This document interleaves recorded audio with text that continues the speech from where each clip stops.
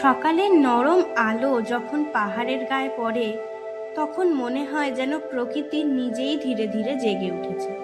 নিরিবিলি পাহাড়ি পরিবেশ, তুষার শুভ্র পাহাড় এবং মনোরম প্রকৃতির স্বাদ পেতে আমাদের এবারের গন্তব্যস্থল ছিল নর্থ সিকিম, যেখানে প্রতিটি বাতাসের ছোঁয়ায় আছে এক অদ্ভুত প্রশান্তি। দূরে মহিমান্বিত কাঞ্চনজঙ্ঘা যেন নীরবে পাহারা দিয়ে চলেছে এই স্বপ্নময় ভূমিকে।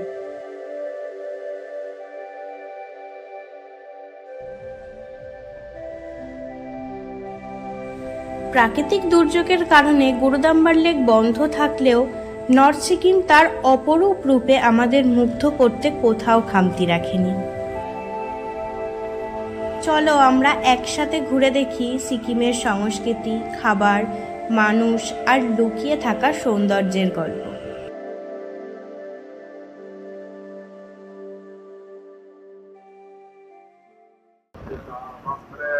Good morning. এখন ঘড়িতে বাজে 6:15। আমরা এনজেপি থেকে বেরিয়ে গাড়ি করে অনেকটা এগিয়ে এসেছি। এখন এই তিস্তা বাজার, যে তিস্তা নদীর পাশ দিয়ে এখন যাচ্ছি। পাশে একটা ব্রেকফাস্ট পয়েন্টে দাঁড়িয়েছি, ওখানে একটু চা খেলাম আর পরোটা বানাবে, সবে শুরু করেছি। পরোটা খেয়ে তারপরে আবার রওনা দেব গ্যাংটকের উদ্দেশ্যে। গরম গরম পরোটা ভাজছে, এই দেখে আর লোভ সামলানো যায়? এই সাত সকালে যখন আমাদের ঘুমও ভাঙে না, আমরা সেই টাইমে এসে এখন পরোটা খাবো।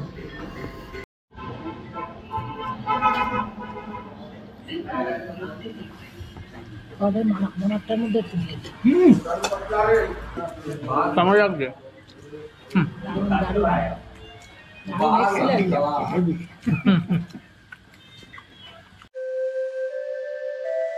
হাওড়া থেকে তিস্তা তোরসা এক্সপ্রেসে চেপে ভোর 3:30 নাগাদ আমরা পৌঁছে যাই এনজেপি স্টেশন। সেখান থেকে আমাদের ট্যুর অপারেটরের গাড়িতে করে রওনা দিই সিকিমের উদ্দেশ্যে। সিকিমে পারমিটের একটু ঝামেলা থাকার জন্য আমরা একটি ট্যুর অপারেটরের সাথেই এই প্ল্যানটা করি। আমাদের প্যাকেজ ছিল NJP to NJP, pick up and drop 4 seater গাড়িতে। তবে ভাগ্যবশত আগের দিন রাতে একটি 7 সিটার গাড়ি এনজেপি ড্রপ থাকায় আমরা সেই গাড়িটাই পেয়ে যাই। অবশেষে অটল সেতু ক্রস করে আমরা প্রবেশ করি সিকিমে। এখান থেকে গ্যাংটকের দূরত্ব মাত্র 38 কিলোমিটার। দারুণ দারুণ ল্যান্ডস্কেপ সব। গাড়িটা আমাদের দাঁড়িয়েছে আর এখানে একটু নেমেছি। দেখো তিস্তা নদী এখান থেকে বইছে, বেশ স্রোত এখানে। আর আসার পথে দেখছিলাম ওখানে রিভার রাফটিংও হয়। মেঘে মোড়া পাহাড়ের কোলে ধীরে ধীরে জেগে ওঠে সিকিমের সকাল। আর সেই সকালের ছন্দে আঁকাবাঁকা পথে শুরু হয় গাড়ির নীরব যাত্রা। এখানে ট্রাফিক মানে তাড়াহুড়ো নয়, মানুষ আর পাহাড়ের মধ্যে এক অদ্ভুত বোঝাপড়া। কুয়াশা ভেদ করে আসা হেডলাইট, পাহাড়ের গা ঘেঁষে চলা গাড়ির লাইন আর দূর থেকে ভেসে আসা হালকা হর্ন, সব মিলিয়ে যেন এক নিস্তব্ধ সিনেমা।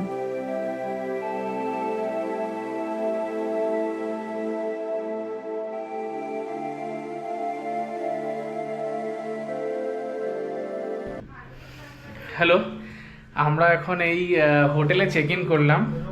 হোটেলটা আগে দেখো, মানে বাইরে থেকে আমি পরে দেখাচ্ছি। আমরা ভেতরে ঢুকে গেছি।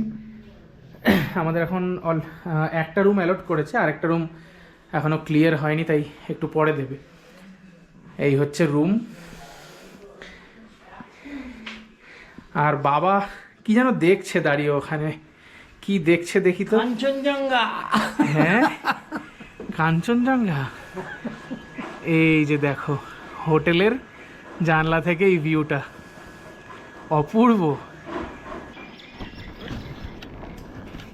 এই ব্যালকানি থেকে তো সরতে ইচ্ছে করছে না, মনে হচ্ছে এখানেই বসে থাকি। আরো কত ভিউ পয়েন্ট আছে, সাইট সিইং হচ্ছে, এখান দিয়ে সাইট সিইং হয়ে যাচ্ছে আমাদের। হ্যাঁ, আর একটু বড় থাকলে এখানে চেয়ার নিয়ে বসে পড়ো, চা খাও আর দেখো পাহাড়। সত্যি এটা আমাদের একদমই আনএক্সপেক্টেড ছিল আমাদের, এরকম যে হোটেল থেকে এত সুন্দর ভিউ পাওয়া যাবে।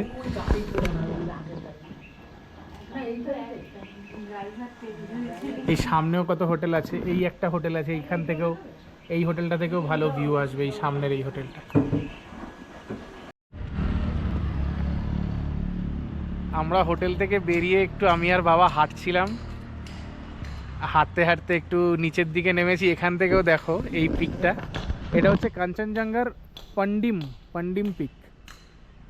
আরও রেঞ্জ তোমার এদিক দিয়ে আছে পুরো, এখান থেকে এই ভিউটাই পাওয়া যাচ্ছে। আরও দেখি অন্য আরও ভিউ পয়েন্ট আছে, ওখান থেকে বলছে আরও দেখা যাবে বেশি, তো দেখা যাক। এখানে কিন্তু বেশ বেশ বিশাল ঠান্ডা, মানে কথা একদম জড়িয়ে যাচ্ছে, এত ঠান্ডা।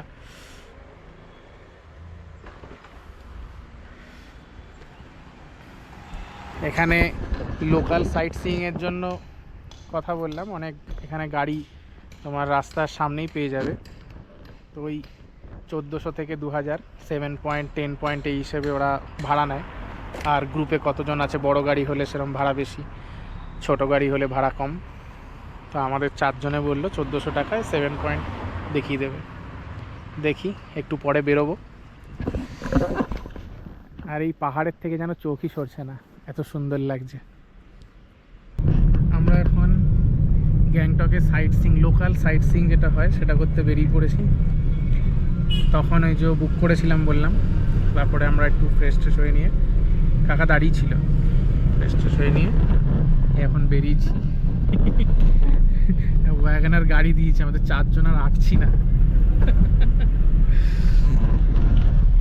দেখি ফার্স্টে ভাক্তাং ওয়াটারফল যাব।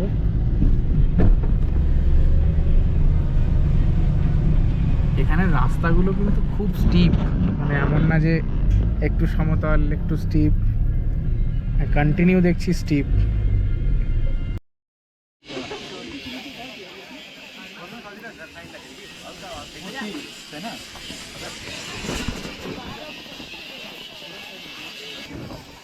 আমরা এখন এসছি গণেশটক, আমাদের প্রথম ডেস্টিনেশন গণেশটক। সবাই নাকি শুনি অনেকবার আসে কাঞ্চনজঙ্ঘা দেখার জন্যে, বাট দেখতে পায় না অর্ধেক টাইম। আমরা প্রথমবার এলাম, তাই তো? প্রথমবার এসেই যেখানেই যাচ্ছি এই ভিউ পাচ্ছি।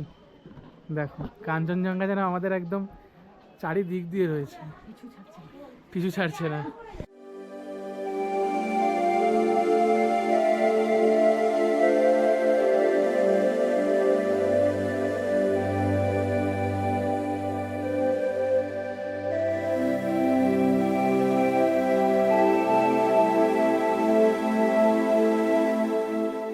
এই হচ্ছে গণেশটক, আর তার ঠিক উল্টো দিকে এখানেই একটা দিদি আছে, মোমো বানায়, ভেজ মোমো। ফার্স্টে আমরা ভেবেছিলাম যে ভেজ খাবো না, দিদিটা জোরাজুরি করলো যে খেয়ে দেখো, স্কোয়াশ দিয়ে বানানো, দারুণ খেতে। মানে এখানে আসলে এই ভেজ মোমোটা একবার ট্রাই করতে পারো, খুব ভালো খেতে। আর ম্যাগি অর্ডার দিচ্ছি, মোমোটা খেয়ে ফেলেছি, এত খিদে পেয়েছিল। আর ম্যাগি বানাচ্ছে।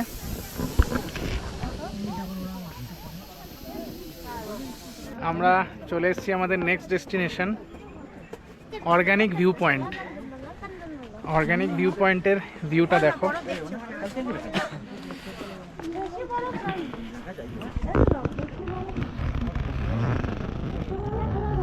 দেখো কাঞ্চনজঙ্ঘার পুরো রেঞ্জটা দেখা যাচ্ছে, অসাধারণ।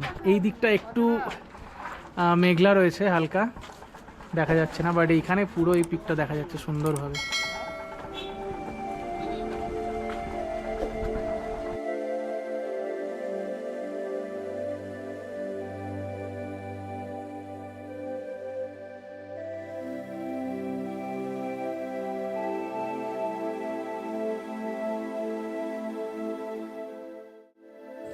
আমাদের পরবর্তী ডেস্টিনেশন ছিল বাগথাং ওয়াটারফল। জল একদম ছিল না বললেই চলে, তবে বর্ষার পরপর এলে এই জলপ্রপাতের প্রাকৃতিক সৌন্দর্যতাও তোমাদের মুগ্ধ করে তুলবেই। এখানে জিপ লাইন অ্যাক্টিভিটিও হয়, তবে সেদিন বন্ধ ছিল।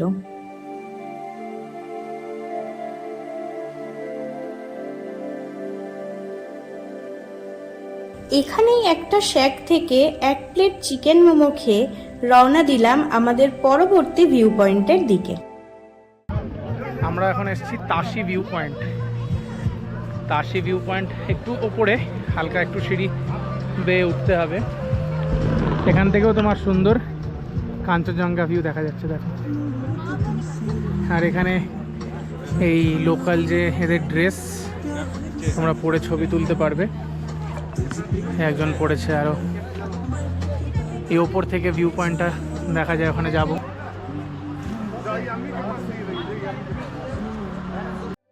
তাশি ভিউ পয়েন্টের এই ওপরে যে জায়গাটা রয়েছে, এখান থেকে ভিউটা দেখো।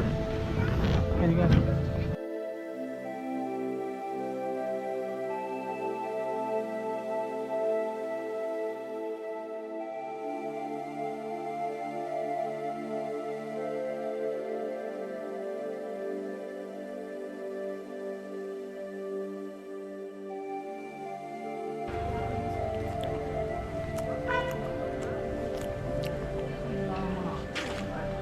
আমাদের নেক্সট ডেস্টিনেশন হচ্ছে গঞ্জাং মনাস্ট্রি।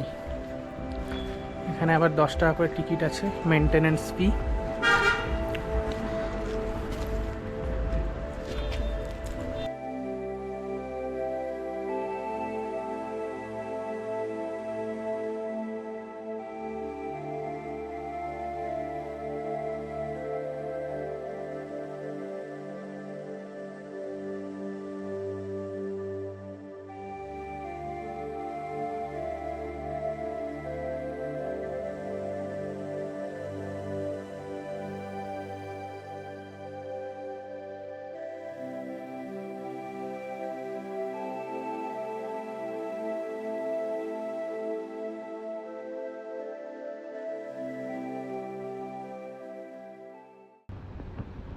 আমরা যে হোটেলটা স্টে করছি সেটা হচ্ছে তাশি ইয়াং।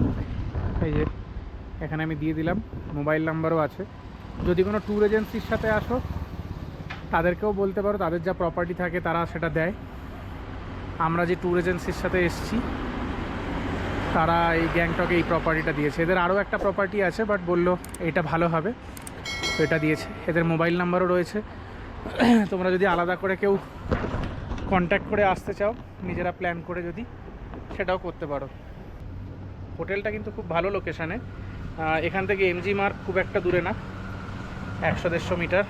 আর বাজরা ট্যাক্সি স্ট্যান্ডও কাছে। আর এই রোডের এখান থেকেই তুমি ট্যাক্সি ভাড়াও পেয়ে যাবে। একটুখানি এরকম সিঁড়ির মতো আছে এই প্রপার্টি। সাইট সিং করে হোটেলে ফিরে ডিম ভাত দিয়ে লাঞ্চ সেরে সন্ধ্যের দিকে চলে আসি এমজি মার্গটা ঘুরে দেখতে। বেশ পরিষ্কার পরিচ্ছন্ন, আলো ঝলমলে এই এমজি মার্গ রাতে সময় কাটানোর জন্য বেশ উপযুক্ত। তবে এখানে লোকাল লোকজনদের থেকে বাইরের ব্যবসায়ীদের দোকানই বেশি চোখে পড়ল। আমরাও টুকটাক কিছু কেনাকাটি করে তাড়াতাড়ি হোটেলে ফিরে রুই মাছ আর ডাল তরকারি দিয়ে ডিনার সেরে ঘুমিয়ে পড়লাম। Good morning. সকাল সকাল আলু পরোটা, উপমা, ব্রেড জ্যাম আর ডিম সিদ্ধ দিয়ে ব্রেকফাস্ট সেরে বেরিয়ে পড়লাম নর্থ সিকিমের উদ্দেশ্যে। ট্যুর অপারেটরের কথা মতো হোটেলের সামনে থেকে 150 টাকা দিয়ে ট্যাক্সি ভাড়া করে আমরা পৌঁছে যাই বাজরা ট্যাক্সি স্ট্যান্ড। সেখানেই সাক্ষাৎ হলো আমাদের নর্থ সিকিম যাওয়ার সারথি সোনাম পালজার দাদার সাথে। দুগ্গা দুগ্গা করে দাদার ড্রাইভিং স্কিলের উপরে ভরসা করে আমরা বেরিয়ে পড়লাম নর্থ সিকিম যাওয়ার উদ্দেশ্যে।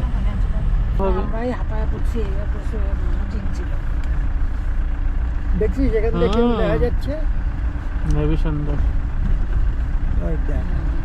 পুরো ক্লিয়ার একদম।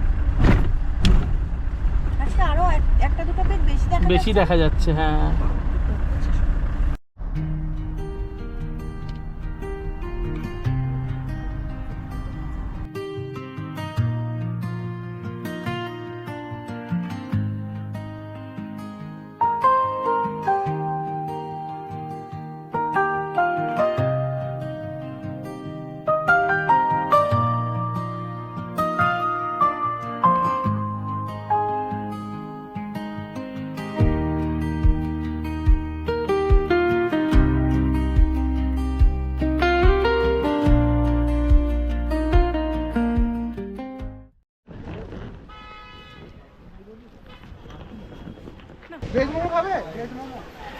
আমরা সকালবেলা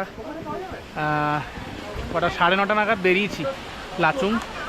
এই লাচুং যাওয়ার পথে হচ্ছে তোমার পরে 7 সিস্টার ফল, 7টা ধাপে পড়ে বলে তার নাম হচ্ছে 7 সিস্টার ফল। বাকি এখন জল অত নেই। এই হচ্ছে ভিউ।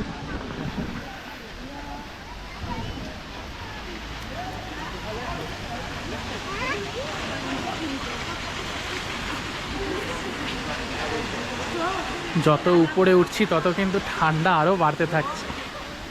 গ্যাংটকে যা ছিল তার থেকে এখন এখানে মনে হচ্ছে দুগুণ আরও বেড়ে গেছে। काट लकड़ी का है। ये लकड़ी का है। ये ढलाई नहीं किया, बना रहा है अभी, बनाएगा ना। ये बहुत पुराना है। আচ্ছা, একের পর এক গ্রাম, সারি সারি রঙিন প্রার্থনা পতাকা, ছোট বড় কাঠের বাড়ি, পাহাড়ি ফুলের গন্ধ আর ঠান্ডা বাতাস মনটাকে অদ্ভুত এক শান্তিতে ভরিয়ে দিয়েছে। এভাবেই প্রকৃতির নিস্তব্ধ সঙ্গ আর পাহাড়ের প্রতিটি বাঁকে নতুন এক দৃশ্যের বিস্ময় নিয়ে আমরা ধীরে ধীরে পৌঁছে গেলাম মঙ্গন গ্রামে। এই মঙ্গন গ্রাম থেকে দূরে দিগন্ত জোড়া আকাশের কোলে মাথা তুলে দাঁড়িয়ে থাকতে দেখা যায় কাঞ্চনজঙ্ঘাকে, নিস্তব্ধ অথচ মহিমান্বিত।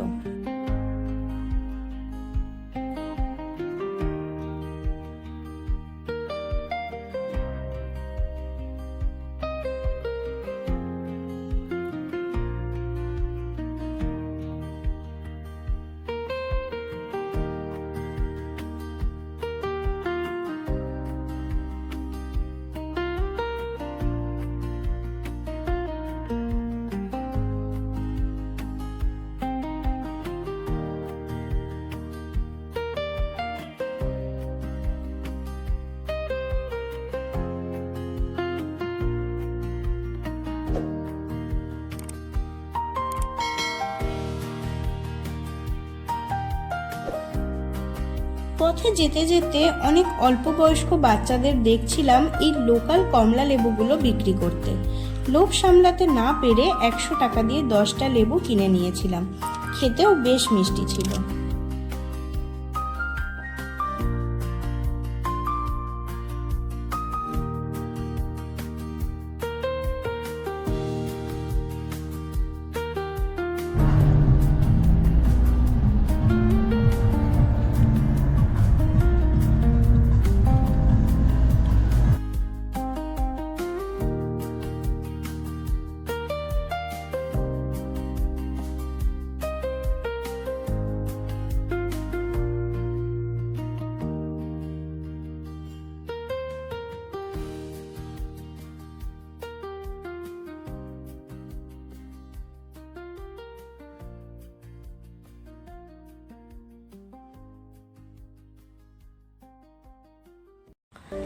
এতক্ষণ সবই ভালো চলছিল, তবে এইখানেই সেই ভয়াবহ দৃশ্যটি চোখে পড়ল।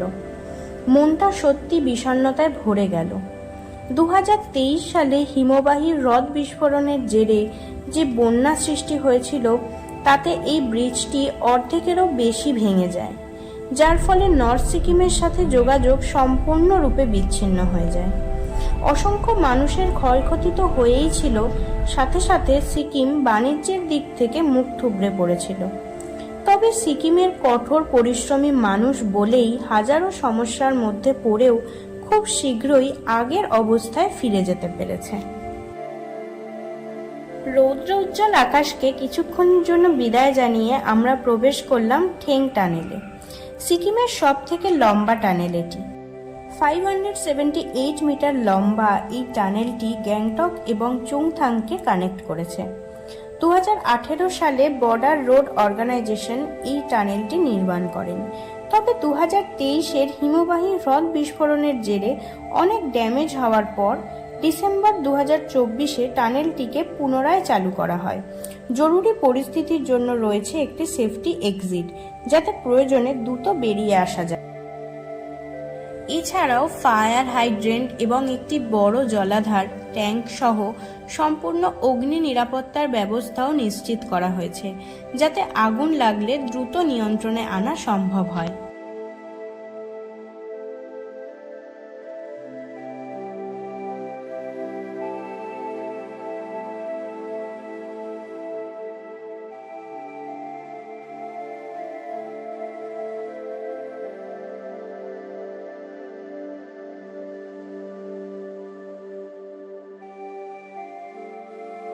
যেটা ছাড়া নর্থ সিকিমের এন্ট্রি সম্ভবই না।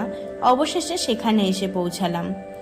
পারমিটের জন্য সবার ভোটার কার্ড আর ফটো ড্রাইভার দাদাকে একদিন আগেই হোয়াটসঅ্যাপ করে দেওয়া ছিল। দাদাও সময় মতো পারমিটগুলো বের করে নিয়ে এখান থেকে ভেরিফাই করিয়ে নিল।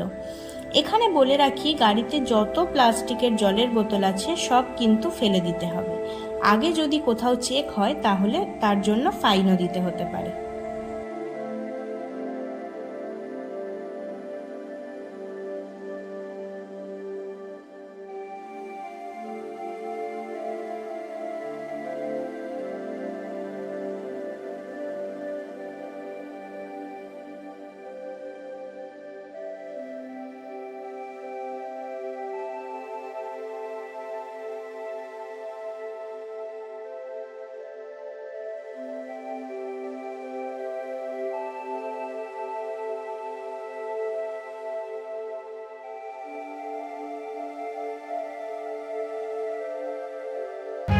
লাচুং যাওয়ার পথে আমাদের এই লাস্ট ডেস্টিনেশন হচ্ছে ভীমনালা ওয়াটারফল, না কি এটা বললো। ওয়াটারফলটা কিন্তু দারুণ, অনেক উঁচু থেকে পড়ছে।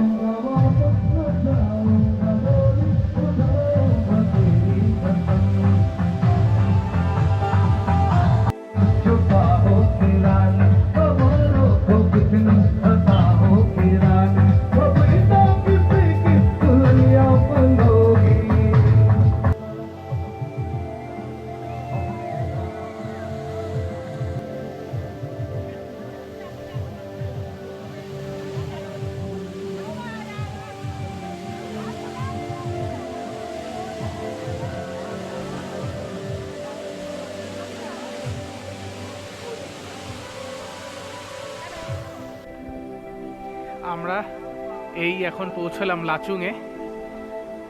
লাচুং প্রপার্টি দেখতে পাচ্ছ, হোম গ্রিন টর্টয়েজ। এখানে যে মা আর শ্রুতি দাঁড়িয়ে আছে। এবার প্রপার্টি থেকে ভিউটা কেমন সেটা আমি দেখাচ্ছি। দেখা